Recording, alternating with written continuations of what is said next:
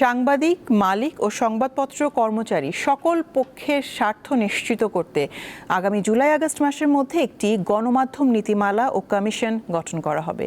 এই নিয়ে জুনের মধ্যে পরামর্শ কমিটি গঠন করে একটি খসড়া প্রস্তাব সরকারের কাছে উপস্থাপন করা হবে বলে জানিয়েছেন তথ্য ও সম্প্রচার মন্ত্রী জহিরুদ্দিন স্বপন। আর প্রধানমন্ত্রীর তথ্য উপদেষ্টা জানান, পাল্টানো হচ্ছে র্যাবের নাম সচিবালয়ে। এসব জানান সরকারের এই মুখপাত্ররা।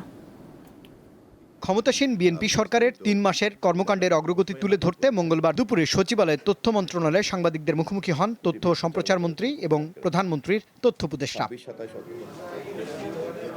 এ সময় তথ্যমন্ত্রী দেশে একটি গণমাধ্যম কমিশন গঠনের কথা জানান। বলেন, অপসাংবাদিকতার মাধ্যমে নৈরাজ্য তৈরির বিষয়গুলোকে আইনি কাঠামোর আওতায় এনে বিচার করার কাজ করবে এই কমিশন। যে সকল অংশীদাররাই আমাদের এই লক্ষ্যের সঙ্গে এখন একই যাত্রায়, যৌথ যাত্রার মধ্যে আছে।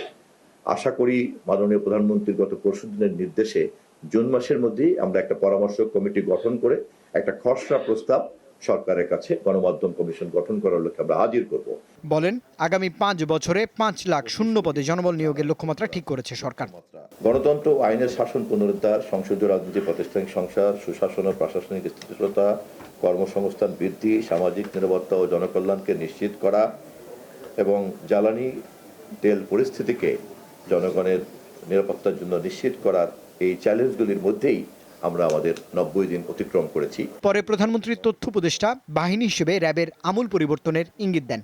এক অর্থে সেইভাবে র্যাব থাকছে না এবং নামও সম্ভবত পাল্টে যাচ্ছে, সম্ভবত বলছি, কারণ এই ধরনের অপশন গতকাল মাননীয় স্বরাষ্ট্রমন্ত্রী জানিয়েছেন। একটা পূর্ণাঙ্গ আইন হচ্ছে যে আইনের মধ্যে র্যাবের সবকিছু অনেক বেশি ওয়েল ডিফাইন্ড থাকবে।